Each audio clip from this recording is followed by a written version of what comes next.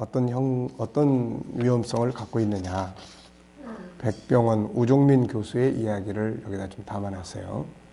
분노의 가장 큰 피해자는 바로 자기 자신이다. 네. 다른 사람에게 피해를 입힐 수 있지만 결국은 자기 자신이다. 습관적이고 반복적인 분노는 우리 몸에서 가장 중요한 뇌에 악영향을 끼친다. 분노와 밀접한 관련을 맺는 부위는 전두엽, 이성적 판단을 가능하게 하는 곳인데 분노가 일상화되면 조절 기능이 약화되고 충동 조절을 못하게 된다. 억제 능력이 떨어져서 별것 아닌 일에도 화를 내게 되고 감정 조절을 못하면 우울증에 걸릴 확률도 높아진다. 뇌는 전두엽, 축두엽, 후두엽 등 다양한 부위로 이루어지는데 화를 많이 내면 기억과 감정 조절을 담당하는 부위의 뇌세포가 깨지고 결과적으로 뇌가 쪼그라드는 결과로까지 이어진다. 당장 화가 치밀어 오르더라도 일단 냉정함을 유지하고 화를 참아야 하는 이유가 여기에 있다. 분노 호르몬은 통상 15초면 사라진다. 이 15초를 견디지 못해 뇌를 다치게 하고 평생 후회할 일이 생긴다면 얼마나 안타까운 일인가. 네, 그래서 온유한 자가 복이 있는 거예요. 분노하는 버릇은 뇌에 자동 저장된다.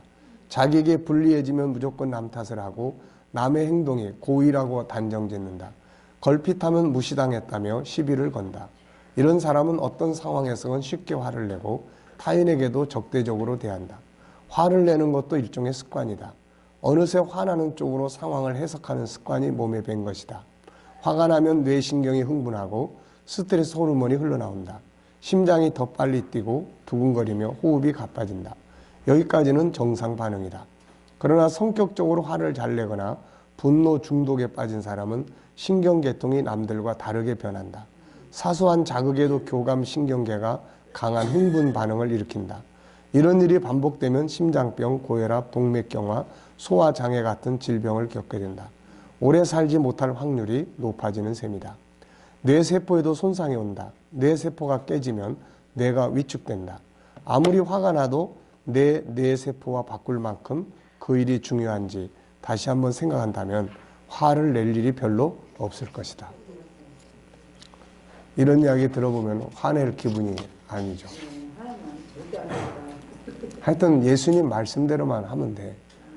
온유한 자가 복이 있나니 그들이 땅을 기업으로 얻을 것이며. 예. 얻는 게 많아요.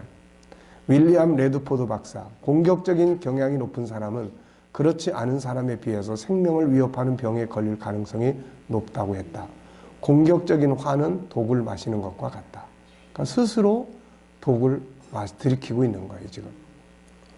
통계학적 사실. 미국의 어느 대학에서 법대생들을 A그룹, B그룹으로 나눠서 A그룹은 분노를 잘하는 사람들, B그룹은 화 안 내는 사람들로 구성해서 연구했다. 그리고 이들을 25년 동안 추적해 본 결과 분노를 잘하는 그룹이 그렇지 않은 그룹보다 사망률이 9배나 높았다고 한다. 네. 하여튼 빨리 돌아가시고 싶으신 분들은 뭐예요? 화를 부지런히 내면 되고 또 딴 사람을 상대를 빨리 죽게 하고 싶은 사람들은 잔소리를 많이 해대면 협심증 4배 상승 효과를 본다. 성경의 경고, 성경은 많은 곳에서 분노가 가져오는 나쁜 결과들을 설명하고 있다. 이미 인간은 온유함 속에서 살도록 설계가 되어 있어요, 이게. 창세기 1장 27절에. 그러니까 분노는 인간을 독극물에다가 담는 것과 같은 거예요. 그게 안 되는 거예요, 그게. 그러니까 인간 스스로를 파괴시키는 거예요. 그게 아무리 정당한 화라고 할지라도 그거를 분노하는 자체가 우리 안에서 독극물을 내 안에다가 품고 사는 것 같아요. 네. 잠언 17장 14절 다투는 시작은 둑에서 물이 새는 것 같은즉 싸움이 일어나기 전에 시비를 그치라. 둑이 터져버리면 어떻게 됩니까 이게? 만일 서로 물고 뜯으면 피차 멸망할까 조심하라. 사람이 성내는 것이 하나님의 의를 이루지 못한다. 나는 너에게 이루니 형제에게 노하는 자마다 분노하는 거죠. 심판을 받게 된다. 분노는 다툼을 가져오고 결국 피차 멸망하게 하고 하나님의 의를 이룰 수 없고 사람을 망하게 한다. 망하고 싶거든 늘 분노하고 살아라. 그래서 사도 바울은 이렇게 권고한다. 에베소 4장 26절 분을 내도 죄를 짓지 말며 해가 지도록 분을 품지 말라. 분노를 내서는 안 된다. 다스릴 수 있어야 한다. 그러나 어쩔 수 없이 분을 냈다면 더 이상 진전시키면 안 된다. 그렇다고 이것을 계속 품고 있어도 안 된다. 분노는 독약과 같다. 안에 독약을 품고 살면 죽게 된다. 그래서 이것을 밖으로 쏟아내야 한다. 중요한 건 분노를 해소시키는 방법, 쏟아내는 방법을 알아야 한다. 마치 지뢰를 그냥 폭발시키면 사람들이 죽지만 그걸 해체하면 사람도 안전하고 지뢰도 제거하는 것 같다. 네. 분노로 인하여 같은 나쁜 결과를 가져와 본 일이 있는가? 분노를 조절해서 유익을 본 일이 있는가? 순간적 감정 앞에서 흥분하지 말고 고수가 되어보자. 순간적 감정 앞에서 종노릇하여 그대로 행동함으로 많은 걸 잃어버리는 사람이 있는가 하면 반대로 잠깐 기법 활용하고 호흡 한번 하고 냉정을 기해서 감정을 다스리고 공감해주고 변화시켜가면 자기를 더 높은 인격자로 만들고 많은 것을 얻는 사람들이 된다. 자, 그 다음에 이제 지속되는 감정을 컨트롤해야 돼. 감정이 지속이 되면 이게 마음의 병, 심리 질병이 되는 거예요. 순간적인 감정은 잠깐 뒤에 사라지지만 지속되는 감정은 오래 간다. 나쁜 감정이 지속되면 부부관계가 깨지고 개인적으로는 심리 질병이 발생한다. 현대에는 많은 사람들이 심리 질병을 앓고 있다. 그런데 많은 사람들의 심리 질병은 어린 시절부터 쌓여온 좋지 않은 감정들 때문임을 알 수 있다. 자, 요즘 애들이 이 기형 쪽으로 커버리고 있죠, 지금. 기형 쪽으로. 뭐, 몸도 몸이지만은, 마음과 행동이 안 좋은 쪽으로 우리 어른들 나이에 알아야 될 거를 애들이 이미 어려서 알고 있고 경험하고 있다는 거예요, 이게. 그리고 어른들 세계에서 싸우고 분쟁하고 칼부림하고 해야 될 걸 애들 시대에 하고 있다는 거예요, 이게. 자, 그러면 한번 보세요. 그럼 문제점이 뭐냐는 거야. 문제는 그런 아이들이 어렸을 때부터 벌써 어른의 감정을 느끼게 되고 그런 감정 싸움이 일어나고 했을 때 애들이 과연 그런 감정에 대해서 이해할 수 있는 훈련이 되고 있냐는 거야, 이게. 이쪽이 같이 가져야 되는 거야, 같이. 그건 그만큼 커버리고 있는데 이쪽은 그냥 놔두고 있는 거예요, 다. 이거는. 애들이 성에 대해서 일찍 눈을 떴어. 그러면 이 부분에 대해서 이쪽에서 같이 커가야 될 책임감, 선택에 대한 자기의 주도적인 이런 부분들에 대해서 같이 커줘야 되는 거예요. 그리고 감정에 대한 것도 마찬가지예요. 칼부림하고 다 하는데 그러면 상대방의 감정, 자기 감정을 이해하고 컨트롤할 수 있고 어려서부터 감정이 어떻게 만들어지는지에 대한 이런 것들이 교육이 돼야 되는데 안 된다는 거예요. 이게. 이건 안 되고 바깥은 커져버렸고 여기서 이제 혼돈이 생기는 거예요. 이게. 그러니까 이런 문제들을 지금 학교에서 다룰 수 있느냐. 학교에서 감정교육, 물론 이제 도덕 시간에 조금 할 수 있겠지만 근본적으로 이거를 뭐 교과 과정으로 못하고 있는 거예요. 교과 과정으로서는 해야 될 게 많으니까. 그리고 이런 훈련을 받은 사람들이 교사로서 많이 나와줘야 되는데 그런 사람들이 과연 많이 나와 있냐는 거예요. 교사 자신이 자기 감정 컨트롤 못하고 그런 상황들이 비일비재한데. 그래서 그런 문제가 심각한 거예요. 그러니까 그 방송에 계속 나오는 사람들의 이야기를 보면은 사회 문제, 형벌을 주는 것도 좋다. 그렇지만 반면에 사회적으로 이렇게 가지 않을 수 있도록 교육하는 것이 필요하다. 전문가는 다 그렇게 이야기를 해요. 근데 그러면 그런 교육을 위해서 과연 도대체 뭐를 해야 될 거냐, 이거. 어디서 어떻게 할 거냐. 그러니까 사실은 한번 생각을 해보세요. 우리나라의 교회가 6만 개라고 이야기를 해요. 6만 개. 그러면 그 6만 개에 만약에 이건 이제 가상의 이야기지만 6만 개라고 하는 것이 사실은 이런 교육의 센터가 되어줄 수 있다면 네? 그러면 한 교회에서 한 명의 애만 그렇게 해서 키워서 나중에 세상에 내보내. 제대로 된 아이를 세상에 6만 명이 나가는 거야. 6만 명이. 이게 사회를 변화시킬 수 있는 그런 중요한 요소들이에요. 근데 지금 우리 기독교가 요즘에 여호와 증인 이야기 많이 나오잖아. 여호와 증인들만큼 교육을 시키고 있느냐. 그 사람들은요, 사회적으로 봤을 때는 훨씬 도덕적으로, 우리보다 훨씬 더 나은 교육을 받아요. 일단 뭐 지금은 어떤지 모르는데, 내가 교회 개척을 할 때 여호와 증인들하고 많이 토론을 하러 다녔어요. 가보면은 일단 테레비가 없어, 집에. 일단 테레비가 없어. 왜 없냐 그러니까 이건 세속적인 영향을 너무 많이 주기 때문에 우리는 테레비 안 본다. 우선 그런 개념이에요. 그런 개념. 그러니까 이런 부분들이 사랑의 형제에 대한 개념 이런 게 굉장히 강합니다. 이게 도덕성 이런 부분들에 대해서. 그러니까는 어떻게 보면은 지금 우리 기존 교회들이 이단성을 가진 단체들만큼 과연 그런 분야를 발전해 나가고 있냐는 그런 분야가 안 된다는 거예요. 이거. 그러니까 이런 문제를 교회가 이제는 그런 문제들을 심각하게 고민을 해야 되고 성경이라고 하는 이 절대적인 가치를 가진 이 책을 디모데후서 3장 15절로 17절이 그 이야기란 말이에요. 그 이야기. 그런데 우리는 이쪽에 우리 시대는 성경의 사상적 가치나 도덕적 가치나 이런 개념보다는 영적인 운동에 주력을 해왔고 우리 시대는 그렇게 해왔단 말이에요. 근데 우리 시대의 개념으로 계속 가면 이제 우리들 세대가 끝나는 순간 다 끝나요. 교회는 더 이상 사람들이 들어와야 될 공간이 아니에요, 이게. 그러니까 그런 부분들에 대한 변화를 지금 우리가 주지 않으면 안 된다. 그러니까 지금 교회들도 갈등이 많은 거예요. 대형 교회들도. 왜? 그런 사회적 접근을 하기 위해서는 뭔가가 있어야 되는데 그런 프로그램들이 개발이 안 되니까 일반 프로그램들이 교회 안에 다 들어와 있는 거야, 지금. 일반 프로그램. 지금 서울에서 와서 우리 지생 공부하는 나하고 아주 오래된 그런 장로님이 한 분 있어요. 옛날에 내가 대우그룹에 그 신우회 인도할 때부터 나하고 같이 했던 분이 계속 공부하러 오는 거예요. 그러면 그 교회도 한 2, 3천 명 모이는 교회예요. 근데 거기도 일반 심리학이 들어와 있어. 거기도 문화교실을 한다고. 그래서 이 양반이 이제 공부를 하면서 목사님, 거기서는 일반 심리학, 프로이드의 이야기를 하고 다 이런 거 하는데 과연 이걸 우리가 거기서 했을 때 이게 부딪히지 않겠냐.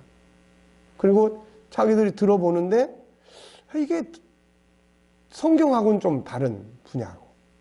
그러니까 이런 문제가 지금 한국 교회가 지금 이게 어떻게 보면은 사회에 나아가기 위한 접근점을 그런 틀에서. 그러니까 우리 덕소 같은 데도 거기에 광성교회가 그쪽 지교인지 모르겠는데 거기 사는데 거기에 그 안에 들어와 있는 문화적 프로그램만 해도 한 200 몇십 가지가 돼요. 네. 200 몇십 가지가 된다. 그러니까 그런 부분들이 이제는 갖춰지지 않으면은 사람들이 안 들어오니까. 네. 그러면 이제 이런 것들을 하는데 문제는 그게 과연 성경을 바탕으로 해서 개발된 프로그램이냐 했을 때 이거 아니라는 거예요. 그러면 거기 왔다 갔다 하는 사람들이 교회 쪽에서는 이제 그걸 왔다 갔다 하면서 그렇게라도 듣고 보고 배워가지고 하나님 앞으로 들어오게 하려고 하는 의도가 있는데 문제는 바깥에 사람들이 들어와서 하기보다는 안에 있는 사람들이 그걸 통해서 성경적 사고 구조가 약해져 버리거나 아니면은 주변에 있는 작은 교회 이 사람들이 다 그리 흡수돼 버리는 현상이에요. 네. 그러면 이제 결국은 그렇잖아요. 대한민국의 큰 교회 몇 교회 남고 나머지 다 없어져 버리는 게 과연 그게 바람직한 거냐. 작은 교회 하나하나가 예를 들어서 목회자가 직장 생활을 해서 자기가 먹고 사는 것을 얻어서 복음 운동을 하더라도 그래도 지역마다에 있는 작은 교회들이 있어줘야 될 거냐. 근데 작은 교회들에 들어올 이유가 없어. 들어올 이유가 없다고.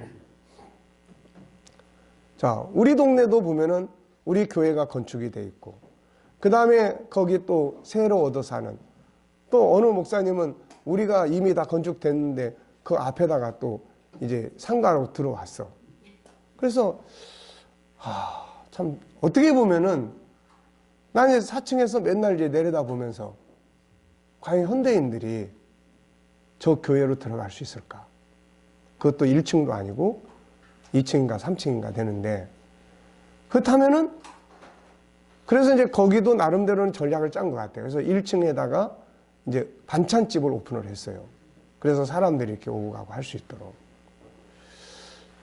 저게 살아나려면은 저기를 가야 될 필요성을 가진 뭐가 있어야 된다. 그렇지 않으면 이제는 안 된다. 그러니까 예를 들어서 우리나라의 신학교가 문 닫으면 안 되잖아요. 주회종은 계속 나와야 된다고.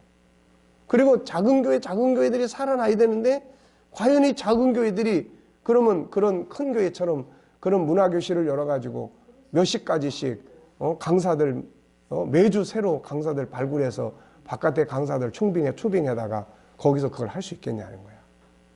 이거는 안 되는 거예요, 이게. 그래서 이제 나는 지금 이 부분이 작은 교회 목회자들이 그러면 할 수 있는 게 도대체 뭐냐? 할 수 있는 게. 도대체 작은 교회 목회자들이 할 수 있는 게 뭐냐는 거예요. 뭘 할 수 있죠?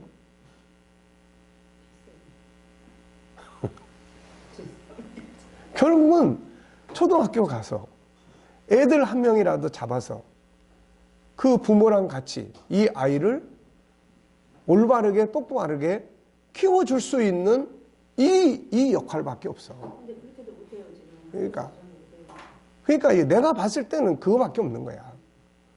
뭐 찬양 뭐 가스펠 찬양단을 뭐 맨날 데려다가 해가지고 그렇다고 해서 또 별것도 없어. 또 나도 처음에 그쪽으로 갔을 때는 우리나라의 찬양 누구야? 최덕신 전도사, 그 양반도 이제 나하고 같이 6개월 동안 같이 있었는데, 같이 하게 된 이유가 뭐냐면 대안학교야. 대안학교. 양반도 자기의 대안학교를 만들어서 아이들을 그런 방식으로 키워보려고 이제 그 방향에 손을 댔어. 근데 그걸 하려면 장소가 있어야 되는데, 그래서 우리 기도원을 이제 이야기를 하게 되고, 그래서 거기를 빌려주고, 그 대신 주일날 오후에 찬양 집회를, 오후 예배를 당신한테 맡길 테니까 해봐라. 그래가지고 이제 뭐 토요일 날도 그렇고, 토요일 날도 한 달에 한 번은 자기가 아는 그 주변의 사람들 뭐 많잖아. 뭐 부흥 그 가수도 있고, 뭐 또 그 사모가 뭐 노래 부르는 사람도 있잖아. 뭐 하여튼 한 달에 한 번은 초청해다가 집회를 했어. 그런데 뭐 그래서 내가 그때 깨달은 게 뭐냐면은, 지금은 이 시대도 지나간 거야. 이제 지금은 어쩌다가 한번 듣고 뭐 은혜 받으면 되지, 그것 때문에 막 사람들이 교회 안에 들어오는 이런 시대도 아니야. 이게 추억에 있는 사람들이 오더라고. 그분과 옛날에 했던. 그렇다고 그 양반의 음악을 지금 젊은 청년이 부릅니까? 뭐 청소년이 부릅니까? 아니요. 그래서 이제는 이런 흐름도 이제는 이건 아니다.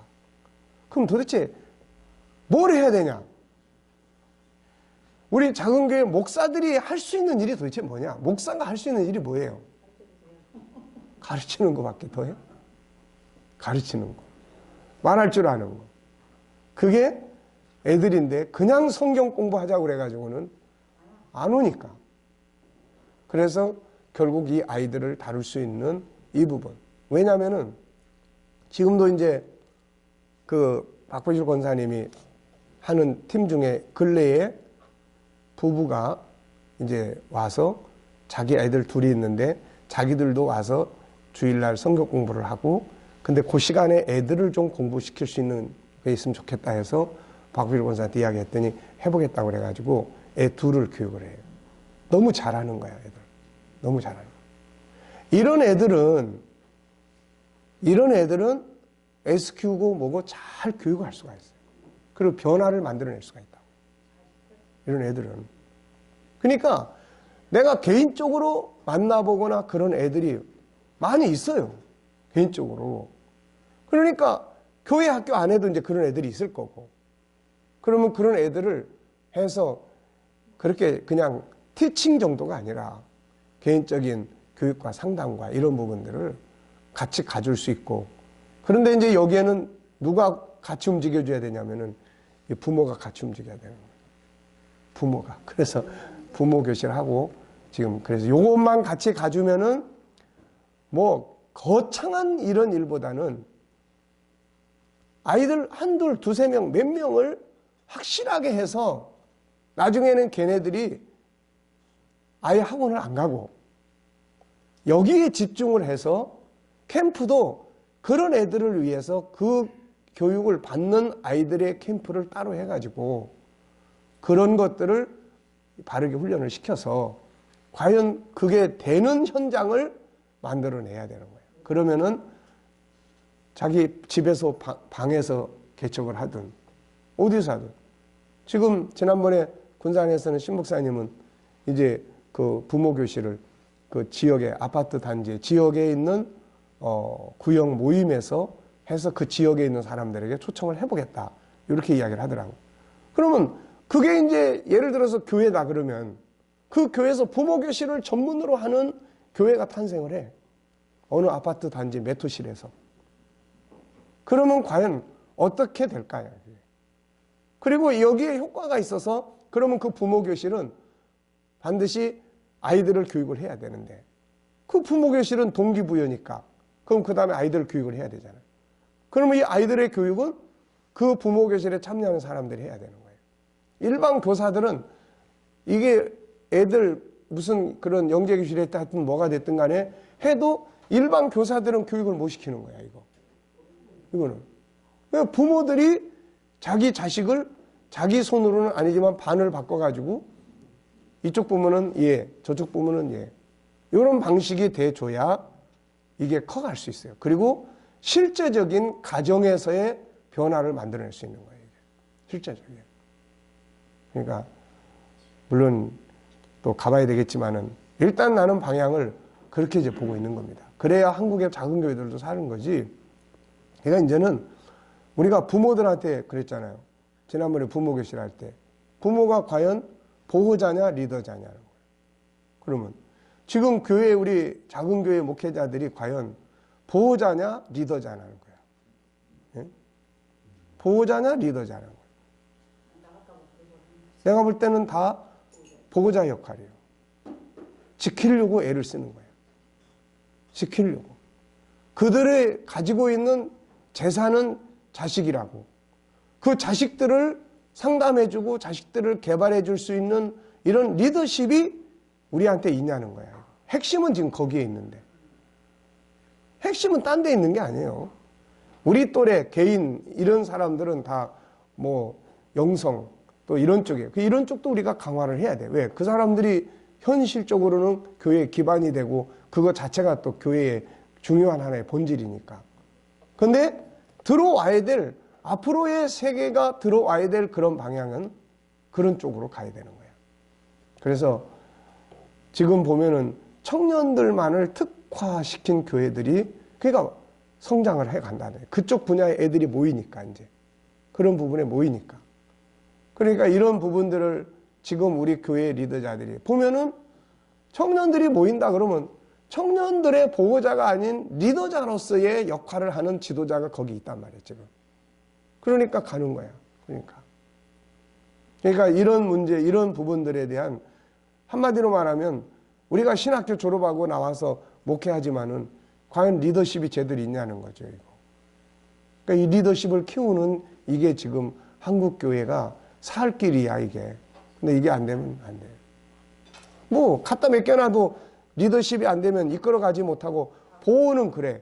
보호하다 보면 한 놈 빠져나가고 뭐 이런 이유 때문에 이사 가버리고 뭐 저런 빠져나가 버리고 그러는데 뭐. 자, 지속되는 감정의 문제. 그러므로 어떤 상황에서 발생한 분노나 기타 감정들을 반드시 신속하게 해소하고 넘어가야 된다. 그래서 이 부분은 우리가 이제 아픈 마음 치유교실에서 나온 이야기, 그 도표를 여기 넣어놨어요. 이름 짓기, 분석하기, 의지 갖기, 목표 세우기, 자원 찾기, 실행 점검. 그래서 결국 심리 질병을 치료한다는 것은 지속된 감정을 해체시켜주는 거예요. 지속된 감정을. 그래서 감정을 207페이지 바꾸기 위한 훈련을 하라. 네. 208페이지로 넘어가 보세요. 감정의 두 가지 통로. 감정의 두 가지 통로는 하나는 내부적 통로예요. 생각 속에 들어있는, 이미 들어와 있는 정보들. 또 하나는 외부적 정보예요. 외부적으로 계속 보고 듣고 살아가면서 들어오는 정보예요. 감정의 두 방향은 하나는 자연적인 정보가 있어요. 그래서 내가 살아가는 과정에서 그냥 자연스럽게 들어오는 거예요. 그 다음에는 뭐가 있습니까? 의도적 정보가 있어요. 아침에 눈 뜨고 보니까 텔레비가 켜져 있어. 근데 텔레비에서 계속 방송이 나와. 뭐 살인사건에 대한 이야기, 드라마, 아니면 뭐 이런 거예요. 그거는 자연적 정보예요. 그거 보다 보니까 괜히 그렇잖아도 마음이 울적한데 더 기분이 안 좋아. 그러면은 채널을 바꿔. 요거는 채널 바꾸는 거는 뭐예요? 다른 정보를 지금 얻기 위해서 의도적으로 채널을 바꾸는 거예요. 이게. 자, 생각도 마찬가지예요. 그냥 가만히 있으니까 기분 나빴던 상처가, 이 생각이 더 많이 떠올라. 그래서 생각을 의도적으로 바꿔요. 내 꿈을 생각하거나 비전을 생각하거나 하나님 말씀을 묵상하거나 이런 부분들이에요. 자, 세 번째, 건강한 가짐정을 만들기 위해서는 다가온 사건을 또 긍정적으로 해석하는 능력을 길러야 돼요. 긍정적으로. 이게 이제 우리 SQ에서 이제 위기 극복의 지수를 높이는 방법이에요. 그래서 해석에 따라서 달라져. 우리 안에 들어온 정보. 요셉. 지금 눈앞에 부딪힌 정보는 분노고 절망감이고 두려움이고 이런 거예요. 그런데 그가 다가온 사건을 해석을 해요. 어떻게 해석합니까? 하나님의 뜻이 있다.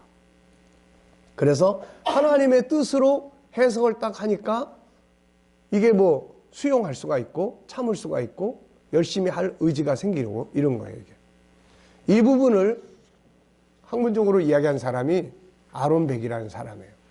그래서 이 사람은 우울증은 인지장애이며 감정장애는 거기서부터 2차적으로 발생하는 것이라고 보면서 인지치료를 발전시켰어요. 생각을 바꾸면은 된다. 그런 이야기예요. 네. 자, 그래서 아픈 마음 치유를 위한 새로운 정보 만들기. 아픈 마음을 만든 기존 정보들에 대한 새로운 해석이에요. 그래서 상대방과의 관계가 안 좋아. 그러면 안 좋은 상대방에 대한 정보가 내 안에 계속 저장돼 있기 때문에 그러는 거예요. 그러면 저 사람하고 내가 관계를 좋게 해야 되겠다. 어쩔 수 없이 좋게 해야 살 수가 있다. 그러면 뭘 해야 돼요? 저 사람 속에 있는 좋은 정보를 찾아내기 시작하는 거예요. 계속 눈앞에 안 좋은 게 떠올라도 속에 들어있는 좋은 정보들을 계속 끄집어내요. 감사의 일기도 쓰고 장점 일기도 쓰고 수고와 애쓰는 점을 찾는 일기도 쓰고 오늘은 그 사람에 대해서 내가 5가지 감사의 일기, 좋은 점 찾는 일기를 써야 되겠다. 하루에 10개는 쓴다. 이걸 해야 되는 거예요. 그러면 이게 그렇구나. 참 그래도 좋은 점이 많네. 그러면서 이해의 폭이 커져 이게. 네. 긍휼히 여기는 감정, 긍휼히 여기는 정보. 와가지고 나한테 와서 참 고생 많이 했고 애 많이 썼고 이런 것들에 대한 점을 자꾸 찾아내. 그러면은 마음의 감정이 안 좋았던 감정들이 싹 바뀌기 시작을 합니다. 아시겠죠? 자, 213페이지로 넘어갑니다. 그리고 환경의 변화를 줘. 예, 다른 사람들을 좀 만나보거나 다른 책을 보거나 다른 취미 생활을 만들거나 다른 일을 해보거나 다른 곳으로 여행을 해보거나 삶의 패턴을 계속 그 상태에 있지 말고 좀 바꿔 이런 것들을. 그러면은 정보가 바뀌면서 기분이 감정이 바뀌게 돼. 마음속에 있는 좋은 정보 끌어내는 훈련 이런 거 해야 되고 214페이지. 그래서 고마운 사람들, 꿈과 비전이 충만했을 때, 성공했던 일, 항상 아름다운 행복의 시간들, 의미 있는 일, 장점 찾아내어 발전시키고, 말씀 묵상, 주님이 역사하시던 현장과 사건, 하나님 나라의 영광과 기업, 나 자신의 존귀한 본성들, 이런 정보들을 계속 끌어내는 방법이 뭐예요? 묵상이에요. 묵상은 안에 들어있는 것을 다시 되새김질하는 방법이에요. 이게. 의도적으로 받게 할 중요한 정보들, 영적 정보, 상대에 대한 정보, 남편, 아내, 시댁, 친정, 처가, 자녀 혹은 다른 사람인 어떤 상황에 대한 정보를 바꿔요. 상대방에 대한 이해의 정보를 바꾸고, 네. 그래서 하나하나 이해해 나가다 보면 본질적 이해, 상처의 이해, 나타나는 현장, 이 중에 뭘 보는가에 따라 감정이 달라집니다. 뭘 보는가에 따라서 정보, 감정이 달라져요. 그 다음에 216페이지, 자기에 대한 정보 변화주기. 아픈 마음을 가진 사람들이 자기에 대한 왜곡된 정보를 가지고 있어요. 다른 사람들로부터 듣고 받은 잘못된 평가예요. 너는 왜 맨날 그렇게 말 못하니? 뭐 이런 이야기. 무능력하게 만들어버린 이야기. 그러다 보니까 이런 정보가 내 안에 안 좋은 감정을 형성하고 있어요. 그래서 자기를 쓸모없는 자, 바보 같은 자, 한없이 불쌍한 존재, 무능력한 자, 잘못 태어난 자, 죽어 없어져야 될 존재. 이런 감정이 안에 자리 잡고 있는 거예요, 이게. 그래서 이런 자기 내면의 정보들, 이건 다 잘못된 정보잖아요. 우리가 올바른 하나님의 말씀에 근거한 정보는 우리가 어떤 존재예요? 온 천하보다 존귀한 자예요. 그러니까 이런 정보로 바꾸는 거야, 이게. 이런 정보로. 자기 정체성을 바꿔놓는 거예요. 그래서 이런 부분들을 이제 통해서 자기 자신의 감정을, 자기에 대한 감정을 바꿔놓는 거죠. 네.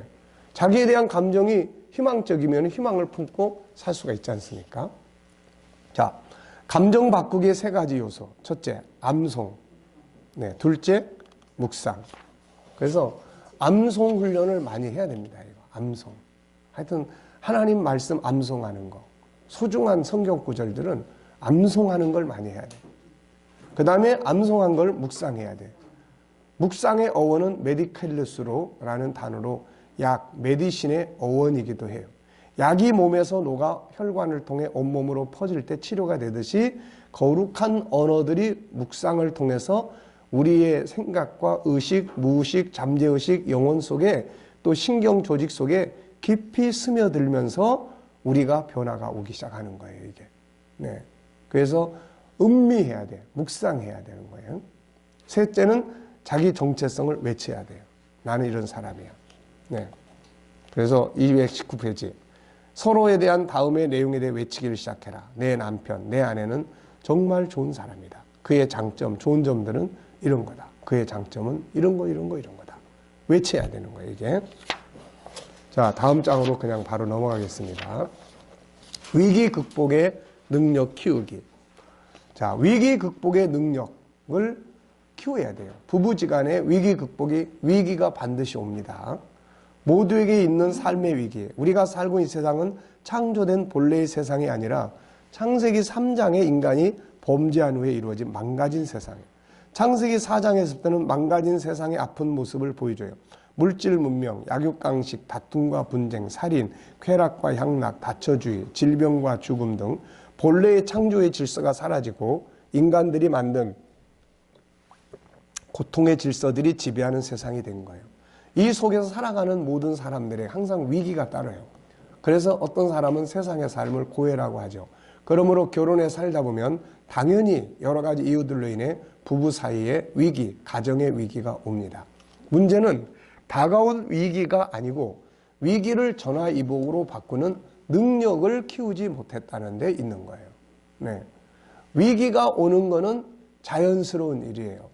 그런데 위기를 극복하는 능력을 어렸을 때부터 훈련을 받았느냐, 아니면은 그런 게 전혀 없이 살아온 거냐, 여기에 차이가 있는 거예요, 이게. 그래서 SQ에서 위기 극복 지수 높이기, 이런 걸 이제 훈련하는 거예요. 위기가 오면 어렸을 때부터 어려운 일을 만났을 때 이걸 어떻게 극복하는 건지, 그걸 놓고 어려운 일을 만났을 때 어떻게 행동을 하는지, 이런 걸 토론할 줄 알고, 이런 것들을 할 줄 알면은 그런 능력이 자꾸 커지는 거예요, 이게. 이때의 신앙은 어떤 도움이 되고 있고, 이런 것들이 바로 우리가 키워야 될 능력이죠. 요셉은 자기에게 다가온 인생의 위기를 축복 현장으로 바꿀 수 있었고, 여호사밧이나 다니엘, 히스기야 등도 자기들에게 다가온 위기를 축복의 현장으로 바꿔놨어요. 우리 역시 가정의 위기, 부부의 위기가 왔을 때 그것을 두려워하고 위기에 끌려갈 것이 아니라 그것을 전화위복으로 만들 수 있는 능력을 키워야 합니다. 요셉의 이야기했죠. 무성한 가지가 담을 넘었어요. 담을 헐려고 하면 가지가 담을 어떻게 할 수 있습니까? 그런데 가지가 커서 담을 넘어버리면 되는 거예요. 요셉은 그렇게 살았어요. 앞에 있는 문제들하고 씨름하는 게 아니라 자기를 키워서 담을 넘어버렸어요. 우리도 이런 능력을 가져야 돼요. 상대방이 가지고 있는 문제 하나하나하고 자꾸 씨름하지 말고 그걸 뛰어넘을 수 있는 그런 이 힘을 길러야 되는 거예요. 자, 로마서 8장 28절. 이게 얼마나 좋은 말씀이에요. 합력하여 선을 이룬다. 자, 우리가 살아가면서 부딪히는 위기는 앞에서 이야기했던 그런 내용들. 요게 우리가 살아가면서 만나는 주제들이에요. 직업, 경제, 서로 가족관계, 자녀 양육, 부부의 성생활, 성격과 가치, 경계선 지키기, 권태감, 다양한 문제, 소통의 문제, 영성의 차이. 다 따져놓고 보면은 다 이 안에 다 들어있어요. 이 중에 어떤 것 때문에 위기가 올 수가 있어요. 뭐 경제 때문에 위기가 올 수 있고, 상대방의 뭐 시댁, 친정, 가족 문제 때문에 위기가 올 수 있고, 또 뭐 자녀 양육에 위기가 올 수 있고, 부부의 성생활에 대한 위기가 올 수 있고, 성격과 가치관 때문에 위기가 올 수 있고, 서로의 경계선 때문에 나중에 다 파괴돼서 이걸 지켜주지 못하니까, 권태감 때문에. 그래서 이런 문제들이 부딪혔을 때 이거를 풀어가는 능력을 키우는 게 중요한 거예요. 이런 위기가 없다고 하면 이건 말도 안 되는 이야기. 다 오게 돼 있어요. 다. 이거는 당연히 오는 거예요. 그럼 왔을 때 과연 이거를 어떻게 이걸 해결해서 합력하여 유익하게 만드는 능력을 우리가 가지고 있을 수 있는 거냐. 이런 문제예요, 이게. 사람들을 만나보면 다 나는 요즘 위기야. 뭐 우리 부부는 큰일이야. 어떻게 해야 될지 모르겠어. 그렇지 않고 처음 결혼할 때부터 마지막 죽을 때까지 우리 부부는 문제 없어. 너무 다 행복해. 이럴 사람 없는 거예요, 이거는. 네. 그러니까 전혀 문제가 없는 것 같은데 다 보면 있어요. 고민하고 있다고. 이거를 풀어나가는 능력. 바울이 그랬죠. 나는 비천에 처할 줄도 알고, 풍부에 처할 줄도 알고, 배부름에 처할 줄도 알고, 풍부와 궁핍에도 처할 줄 아는 일체의 비결을 배웠다. 이거를 해야 되는 거예요, 이거를. 자, 그래서 이제 그런 이야기 쭉 해놨으니까 그냥 뭐 보시면 돼요. 그래서 직장과 경제, 또 서로의 가족 관계, 두 사람이 다 직장 생활을 하는데 그것 때문에 가정에 소홀한 문제가 생길 수 있어요. 그러면 너 때문이다, 나 때문이다. 이게 아니야. 뭘 도와주면 좋을까? 어떻게 도와주면 잘할 수 있겠나? 또 필요하면 제3자를 동원할 수도 있는 거고, 자원은 다 많이 있으니까. 서로의 가족 관계가 있죠. 시댁, 뭐 친가. 그래서 이런 부분들을 또 잘. 그래서 여기 보면 쭉 이야기해요. 현실을 인정해라. 독립해라. 중요한 건 부부다. 부부가 서로의 삶이. 우리 남자들은 그렇죠. 우리 남자들은 우선 누가 중요해요? 아내가 중요해요? 엄마 아버지가 중요해요? 뭐가 중요하죠? 아내가 중요해요? 올바로 가는 거네. 자, 우리는 먼저 엄마 아버지가 중요하죠. 네. 그리고 아내는 없으면 또 바꿔치기 해도 될 수 있는. 그러니까 남편도 마찬가지죠, 이제. 나중에 필요 없으면 또 바꿔치기 하면 되는데 엄마 아버지는 절대적이야. 이 고정관념, 이 개념부터 깨어나는 거예요. 네. 우선은 아내가 중요해. 아내가. 남편이 중요한 거예요. 둘이 힘을 모아야 지금 어머니 아버지도 잘 섬기고 뭐 이런 게 되는 거지. 둘이 다 병 들어가는데 이게 제대로 섬겨집니까 이거? 안 되는 거예요. 그렇죠. 그러니까 보통 이제 그러면 그 속에 어떤 게 있냐? 두 사람의 신뢰가 없는 거야. 좀 위로하고 격려하고 미안해하고 고마워하고. 근데 당연한 의무처럼 주장하고. 그러니까 이런 이제 문제가 생기는 거예요. 이게. 자, 소통하라. 뭐 부부가 서로의 삶이 망가질 정도로 개입하지 말라는 거예요. 부모는 부모의 삶이 있는 거고 자녀는 자녀의 삶이 있는 거지. 이거를 막 끝까지 그냥 넌 내 자식이니까 네가 책임져라. 이거는 안 되는 거예요. 둘 다 죽어요. 다. 공유하고 공감해라. 이해하고 배려하라. 상대방의 부모 형제를 먼저 챙겨라. 가장 중요한 건 부부의 결합이 제일 중요함을 인식하라. 자기 가족들 앞에서 남편이나 아내를 무시하지 마라. 다른 가족들 앞에서 아내나 남편의 권위를 세워줘라. 문제가 생겼을 때 일단 남편과 아내는 다른 가족들 앞에서 남편과 아내 편을 들어야 돼. 하여튼 아군이니까 나하고 같이 사는 아군이야. 내 편이야.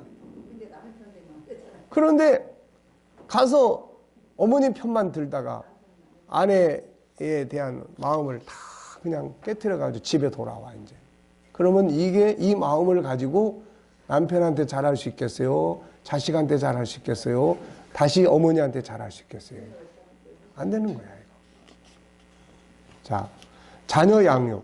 특히 우리나라 사람들은 이런 문제에 대해서 고정관념이 딱 있어요. 네, 이거를 깨야 됩니다. 자녀 양육에 대한 거, 부부의 성생활에 대한 거, 그 다음 230페이지, 성격과 가치관에 대한 거, 이런 거. 네. 그 다음에 경계선 지켜주는 거. 이거 아주 중요한 거죠. 서로 다른 연합체이기 때문에. 232페이지. 무엇보다도 소통과 피드백이 필요하다. 그래서 서로의 연합과 지켜줘야 할 경계선이 뭔지 알 수 있다. 상대방의 경계선을 보호해주고 필요하면 지켜줄 수 있도록 도와야 된다. 상대방이 지키고자 하는 경계선은 하찮은 것이라고 무시하지 말고 존중하라. 신뢰와 배려가 필요하다. 필요할 때는 상대방에게 휴가 주고 업무를 대신 맡아주라. 그러면서도 항상 대화를 통해서 간격을 좁히는 노력이 필요하다. 권태기. 네. 자, 연인 간의, 부부나 연인 간의 서로에 대해 흥미를 잃고 실증이 나는 시기다. 사람은 항상 새로운 것을 추구하고 발전하기를 바라는 본능을 가지고 있다. 그러다 보니 처음 결혼할 때 그렇게 사랑하고 좋아했던 부부 사이가 얼마 지나지 않아 실증이 나고 권태기를 만난다. 이것이 오래가면 갈등과 다툼이 일어나고 이것 때문에 그냥 짜증내는 거예요. 자, 남편이 아내를 사랑하고 아내가 남편을 사랑해보세요. 짜증낼 일도 안 해. 근데 별로 그냥 싫어. 그러면 말하는 것도 싫고 행동하는 것도 싫고 잘하는 것도 싫고 네. 다 싫어. 나중에는 그 면상을 닮은 자식까지 싫어져. 네. 네. 그럼 어떻게 해야 되느냐? 이렇게 하면 되는 거야. 이렇게. 우선 뭐 해야 돼? 공부해야 돼. 서로에 대해 새로운 변화와 발전을 만들기 위해서 공부해야 돼. 그리고 처음 목표를 잊지 말고 행복해야 돼. 응? 자, 결혼할 때 사명자로 일하기 위해서 그 사명의 동역자로 아내를 얻었어요. 그거 관계없이 가정을 이루기 위해서 결혼했어요. 그렇지. 가정 이룬 다음에 사명이 다가 된 거야. 그러면 사명은 김 목사님이 하나님한테 받은 거지 사모님이 하나님한테 받은 건 아니라고. 저는 잘하고 있으니까. 이쪽은 잘하고 있으니까. 네. 네, 맞아요, 목사님. 맞아요. 여기서 이제 문제가 생기는 거야. 맞아요. 하나님과 언약 맺은 건 아담, 당신이지. 내가 언제 언약 맺었냐. 네. 그러니까 그런 부분들에 대한 이해와 이런 것들이 충분히 따라와 주는 것만 해도 그거 못하게 안 맞고 그냥 그 길 가라고 해주는 것만 해도 감지덕지 해야 되는데, 네. 대자들이 아마 그 부분에서 엄청난 실수를 실수라는 건 인정합니까? 내가 사명자니까 당신이 당연히 해야 된다고 그렇게 못 따라오는 거니까. 그렇죠. 그게 참, 사명자는 나야. 그러니까 나는 사명을 받았으니까 어차피 가. 근데 그렇지 않은 사람은 그 길을 따라온다는 게 이게. 사명받은 건 엄마지. 끝까지 강의시키려고. 이제 대학교 졸업하고 하니까 그만 하더라고요. 그게 힘든 거예요. 그러니까. 물론 우리가 도와드리긴 하지만 강요하지 말라는 거예요. 네. 공부를 하는 게 아니잖아. 아니 우리 집은 이 사람이 사명자예요. 내가 지금 따라가니라고. 따라가시는 걸로 감사해요.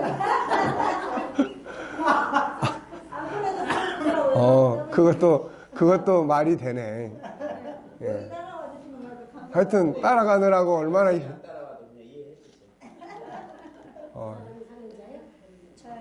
따라가느라고 정말 얼마나 고생이 많으셔. 머리 다 빠졌어요. 그러니까 처음에 그 목표, 가정에 대한 목표, 그리고 새로운 변화와 발전을 위해서 투자를 해. 시도하고, 네. 점진적 발전을 만들어 가. 외모에서 성품으로, 인간관계로, 가족관계로, 가치와 취미 추구 등으로 관계를 발전시켜 가는 거예요. 다양한 부부만의 행복 프로그램을 만들어. 그래서 둘이 재미난 일도 보고, 또 맛있는 것도 먹고, 네. 꼭 그냥 그 먹는데 자식이 끼어 있어야 되고, 그게 아니면 둘이서 마음 아파서 먹지도 못하고, 네. 이 집사람은 그래. 둘이 놀러 간다 그래도 같이 가야 돼. 특히 여자들이 좀 그러죠. 그러니까, 너무 강해. 그러니까 안 돼, 그거는. 그러니까 사모님도 그래서 이 공부를 해야 돼. 예, 해가지고, 그것 때문에 문제가 얼마나 많은지 몰라요. 나는 마음이 아파서 싸다가 주는 싸다죠. 그러니까 싸다 줄 수도 있고, 나중에 이제 또 그렇게 같이 할 수도 있고 그러는데, 일단 부부가 두 사람의 결합을 위해서, 두 사람이 결합하는데 옆에 끼어봐. 거기 신경 쓰느라고 두 사람이 뭐 오히려 가서 티각태각해. 얘들 때문에 이거. 그러니까 그런 부분들은 자식을 미워하는 게 아니라 사랑하니까 더 튼튼한 부부관계가 돼야 자식들도 더 잘 할 수 있는 거예요, 이게. 자, 그 다음에 뭐 다양한 상황들 부딪히니까 위기 상황이 오면은 너 때문이야 이런 거 하지 말고 이건 아군끼리 싸우는 거예요. 위기가 오면은 이걸 어떻게 신속하게 해결할 수 있지 그걸 찾아야죠. 그래서 그런 이야기 쭉 했습니다. 소통의 문제 역시 이거 소통, 영성의 차이 이것도 우리가 잘 이해를 해야 돼요. 한쪽은 막 지금 신령한 단계에 들어가 가지고 조금 있으면 이제 신이 될 단계예요. 근데 한쪽은 아직도 세상에 다 놔둬서 욥의 부인처럼 맨날 그거 돌아다녀 보면서 그러고 있는데 이게 막 너무 신령하다 보니까 이게 쳐다보다가 목 부러지고 따라가다가 다리 갈라지고 다 그래 이거.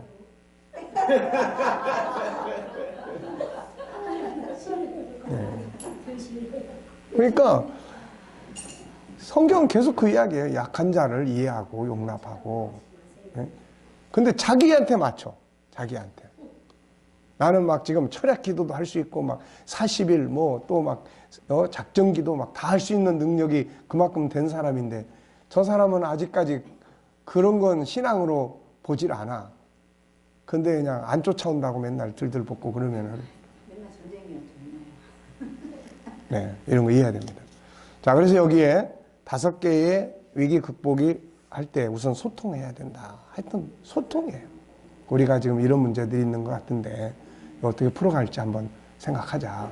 소통이에요, 이게. 그 다음에 상담, 컨설팅 이런 거 해야 돼요.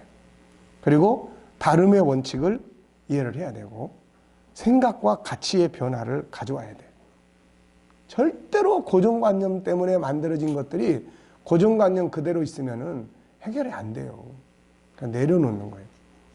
영성. 이제 이런 것들이 바로 1, 2, 3, 5, 4 이렇게 됐네. 4, 5로 바꾸세요. 자, 그래서 235페이지. 자, 다양한 위기를 만났을 때 가장 중요한 거는 앞에서도 설명했지만 소통이에요. 그게 뭐 무슨 방법이 됐든 간에 소통입니다. 자, 그 다음에 뒤로 넘어가시면 236페이지. 필요하면은 상담도 하고 컨설팅도 하고 코칭도 하고. 네. 그래서 부부가 같이 문제를 해결하기 위해서 뭐 위기의 주제를 코칭으로 풀어갈 수 있도록 소통의 관계가 형성돼 있다면 그건 위기가 아니죠. 더 좋은 방향으로 풀어갈 수 있으니까. 네, 소통이야. 문제가 되는 주제 정리, 문제가 미치는 영향력 분석, 문제를 해결하기 위한 목표 정하기, 문제를 해결하는 데 필요한 사용 자원. 그래서 여기서 이제 뭐 부부니까 오프닝 이런 거 안 해도 되고, 그 다음에 문제가 되는 주제가 있으니까 그걸 이제 해나가면 8가지 정도의 단계로 해나가면 돼요. 자, 다름의 원칙 인정하는 거. 이게 아주 필수 과목이에요. 다름. 다르다. 네. 다르잖아요. 자, 성이 부부지간에 같을 경우도 있지만 다른 경우가 많잖아요. 송 목사님하고 사모님이 송씨인가? 네, 저는 여자 송씨고 여기는 뭐야? 남자 송씨고. 고창 송씨. 임씨요. 같은 송씨 아니죠? 네. 임선네. 자, 성이 달라 일단은. 그러니까 다를 수밖에 없는 거야. 또 같은 김씨라도 뭐가 달라 또? 같은 김씨라도 본이 달라. 뭔 김씨요? 경주 김씨야. 나는 광산 김씨라고. 나는 경준기 씨. 나도 김영희. 다 경주야? 다른 김씨. 다리 같은데? 그러니까 성이 달라. 그러니까 다른 거예요. 다른 사람을 송씨하고 똑같이 만들려고 해도 안 되고 김씨랑 똑같이 만들려고 해도 안 돼. 그냥 우리 집사람은 최씨요. 나는 김씨고. 그냥 최씨는 최씨 스타일이 있고 김씨는 김씨 스타일이 있는 거예요. 이게. 네.